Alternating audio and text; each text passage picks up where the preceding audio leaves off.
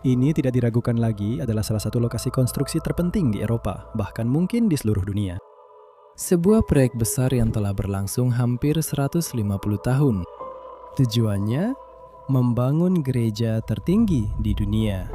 Mungkin yang paling spektakuler dirancang oleh seorang arsitek visioner. Sebuah bangunan yang menyimpan banyak rahasia. Bahkan harus menunggu hampir 130 tahun untuk mendapatkan izin pembangunan. Selamat datang semuanya di Looking For, saluran untuk para penggemar perencanaan kota dan arsitektur. Saya Theo, pembuat saluran ini, dan hari ini kita menuju ke Spanyol, ke Barcelona, untuk mengungkap semua rahasia Sagrada Familia. Sebuah bangunan monumental yang tidak pernah berhenti menjadi sorotan berita. Bahkan hingga hari ini, kelompok warga lokal masih berjuang untuk mencegah penyelesaian pembangunannya. Untuk memahami betapa besarnya proyek Sagrada, Anda perlu mengingat dua tanggal, 1882 dan 2034. Yang pertama berkaitan dengan peletakan batu pertama, dan yang kedua adalah perkiraan akhir dari pembangunan. Lebih dari 150 tahun kemudian. Di antaranya perang, krisis, kematian, tragedi, kemajuan, dan banyak lika-liku. Sebuah petualangan yang layak menjadi film Hollywood. Namun pada tahun 1880-an, ketika Asosiasi Spiritual Para Pengabdi Santo Yosef mengumpulkan dana untuk membangun gereja, tak seorang pun membayangkan sedetik pun bahwa proyek ini akan mencapai skala sebesar itu. Sebuah lokasi konstruksi yang saat ini dikunjungi oleh lebih dari 4,5 juta orang setiap tahunnya. Pada awalnya, asosiasi yang didirikan oleh penjual buku Jose Maria Bocabella berupaya membangun sebuah gereja penebusan dosa yang berarti dibiayai melalui sumbangan. Berkat dana pribadi pertama yang terkumpul, asosiasi tersebut mampu membeli sebidang tanah seluas 12.800 meter persegi yang sesuai. Batu pertama diletakkan pada tanggal 19 Maret 1882. Awalnya, arsitek yang dipilih bukanlah Antoni Gaudí i Cornet yang lebih dikenal sebagai Gaudí. Dia adalah Don Francisco de Paula del Villa i Lozano.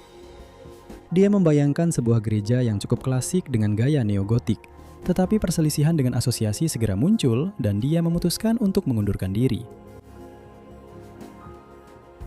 Setelah penelitian dan rekomendasi, seorang arsitek muda yang saat itu belum begitu dikenal terpilih untuk melanjutkan proyek ini, Antoni Gaudí.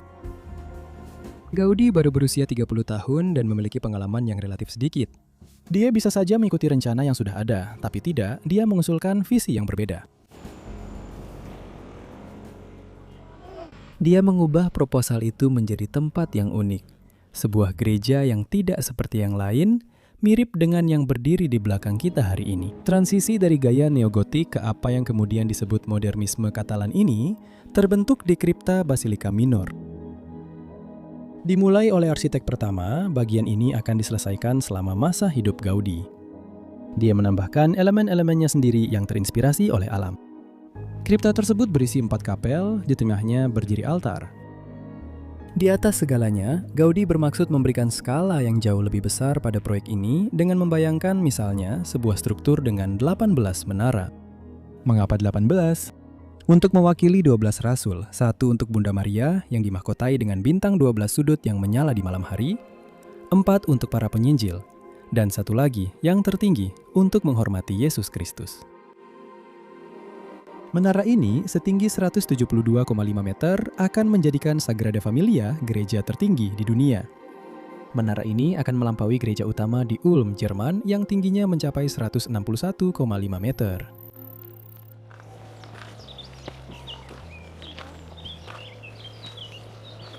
Menara Yesus Kristus dan salib setinggi 17 meter akan diresmikan pada tanggal 10 Juni 2026 dengan dihadiri oleh Paus Leo ke-14.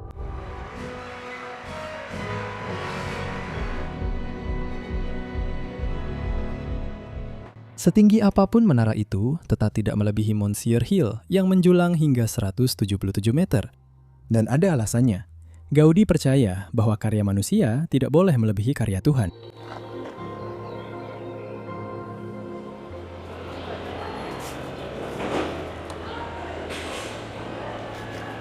Menara baru ini juga memaksa para pengelola basilika untuk menyesuaikan logo mereka dengan mendesain ulang agar menonjolkan menara baru ini yang mengubah siluet bangunan. Dalam proyek Gaudí, segala sesuatu dihitung dengan cermat agar memiliki makna.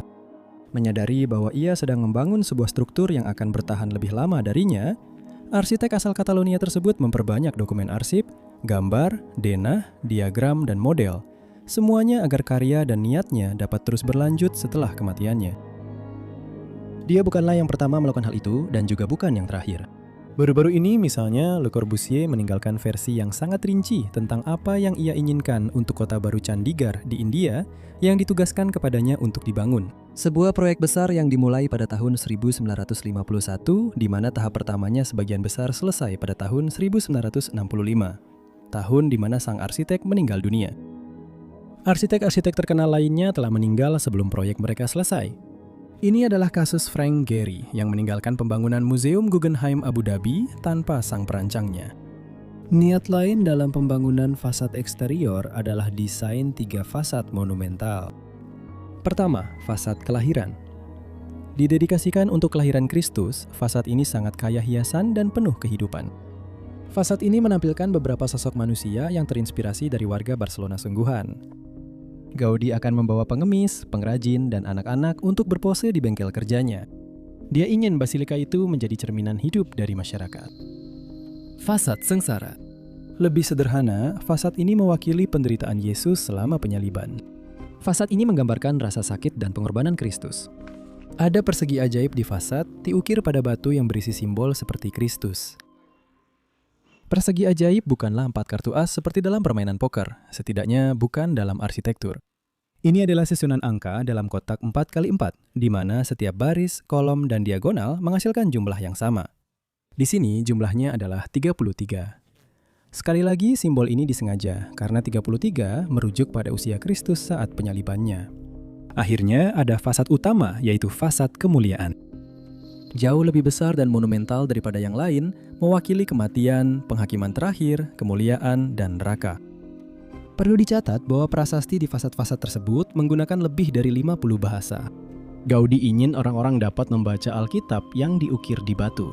Pekerjaan pada fasad. Kelahiran dimulai sejak tahun 1891. Pada tahun 1925, menara pertama fasad kelahiran yang didedikasikan untuk Santo Barnabas selesai dibangun. Untuk mempercepat prosesnya, sejak tahun 1914, Gaudi memutuskan untuk bekerja secara eksklusif di lokasi pembangunan gereja. Ia bahkan mengatur tempat tidur di kripta yang telah selesai dibangun. Namun ia tak sempat menyaksikan pembangunan melampaui apa yang telah selesai pada tahun 1925. Ia meninggal dunia terlalu dini pada 10 Juni 1926 tertabrak kereta api. Sekarang ia dimakamkan di kripta yang ia bangun sendiri. Asistennya, Dominic Sogreins, kemudian mengambil alih. Bagian-bagian yang dibangun selama masa hidup Gaudi telah terdaftar sebagai situs warisan dunia UNESCO sejak tahun 2005. Sayangnya, tragedi sejarah tidak luput menimpa situs ini. Pada tahun 1936, Spanyol dilanda perang saudara yang berlangsung selama 3 tahun antara kaum Republik dan pendukung Franco. Barcelona, benteng kaum Republik, tidak luput dari kerusakan. Sagrada Familia dirusak, rencana dan foto-foto dibakar, serta model-modelnya dihancurkan. Pada tahun 1939, seorang arsitek lain yang telah bekerja bersama Gaudi sejak 1919 mengambil alih, Francesc de Paula Quintana y Vidal. Dia berusaha untuk memulihkan kripta yang terbakar dan terutama model-model asli Gaudi. Sebuah upaya penelitian yang sangat penting karena pembangunan saat ini masih bergantung pada temuannya dan apa yang berhasil dia rekonstruksi. Basilika ini adalah sebuah lokasi konstruksi yang terus berkembang dan membutuhkan jumlah material yang sangat besar.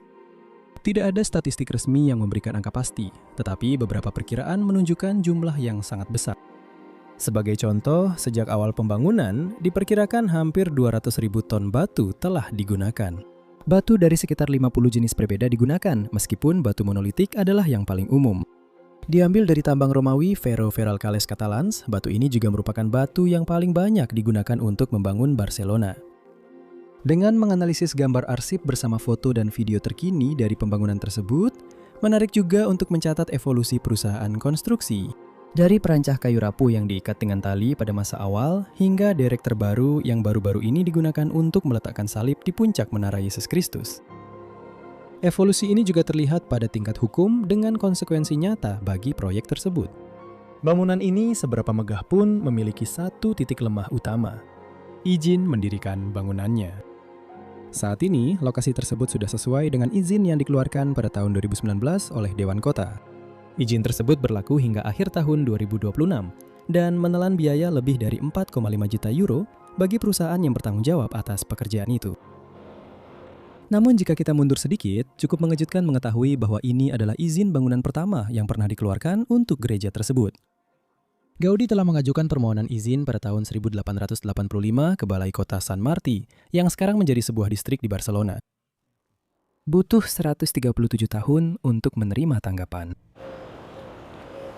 Jika ketiadaan izin ini terasa lucu, sekarang hal itu memiliki konsekuensi yang sangat nyata bagi penyelesaian proyek tersebut.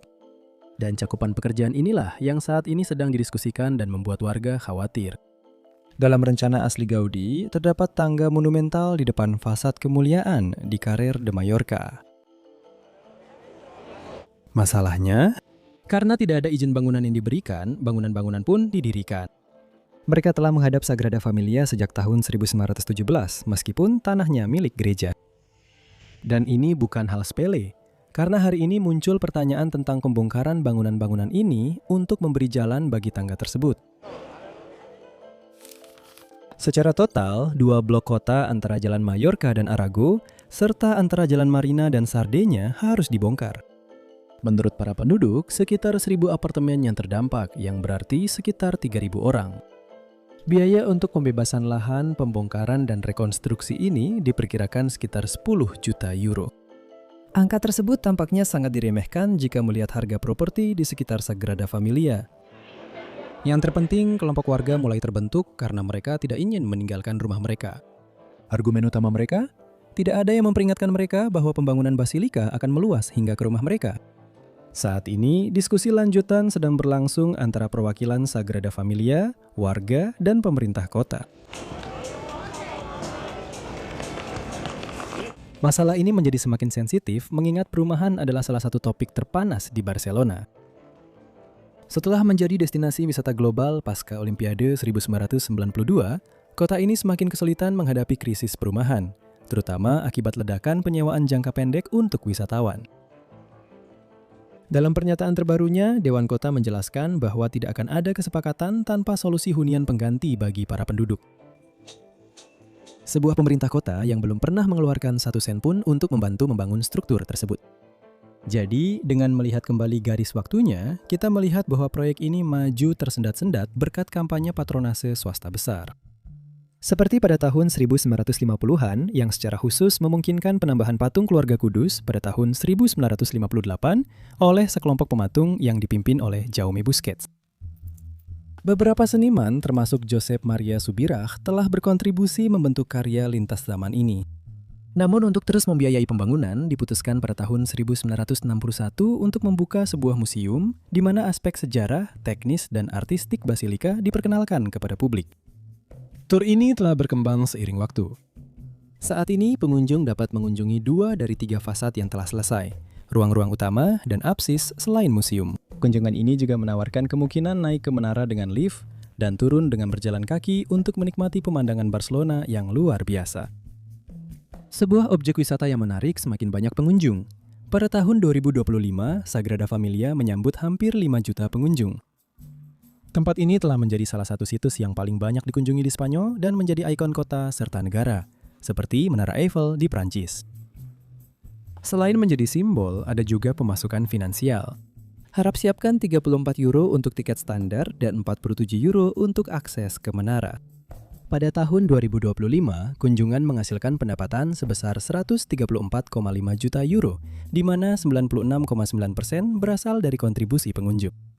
Di sisi pengeluaran, jumlahnya mencapai 113,5 juta euro dengan 51,7% dialokasikan untuk konstruksi dan pekerjaan, serta lebih dari 30% untuk manajemen proyek. Pertanyaan yang sering muncul adalah mengenai total biaya proyek sejak awal dimulainya. Dengan mempertimbangkan inflasi, penghentian pekerjaan yang berulang, perang, dan pandemi, hampir tidak mungkin untuk memberikan angka yang akurat.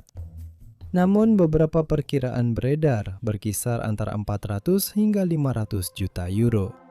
Angka ini harus disikapi dengan hati-hati. Partisipasi aktif secara khusus telah memungkinkan bagian dalam gedung hampir selesai dikerjakan. dan tidak berlebihan jika dikatakan bahwa hasilnya benar-benar luar biasa. Dirancang sebagai hutan batu yang sesungguhnya, bagian dalamnya diatur mengelilingi 5 lorong, termasuk lorong utama yang lebih tinggi dan terhubung dengan transept sepanjang 60 meter dan lebar 45 meter. Secara keseluruhan, 36 kolom tersebar dalam bentuk bercabang, meniru pohon dan menopang seluruh struktur. Di belakang transept terdapat ruang kor, lalu altar yang diterangi secara luas oleh jendela kaca patri sebagai sumber utama cahaya alami.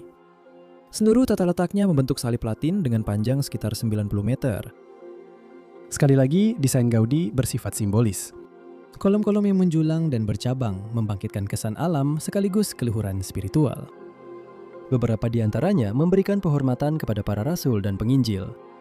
Setia pada pendekatannya, Gaudi lebih memilih bentuk melengkung dan organik yang terinspirasi dari makhluk hidup, menolak garis lurus sebisa mungkin. Jendela kaca patri memainkan peran penting dalam pengalaman tersebut. Warna-warnanya berubah sepanjang hari, dengan nuansa yang lebih sejuk di pagi hari dan lebih hangat di sore hari, menciptakan suasana yang mendukung untuk merenung.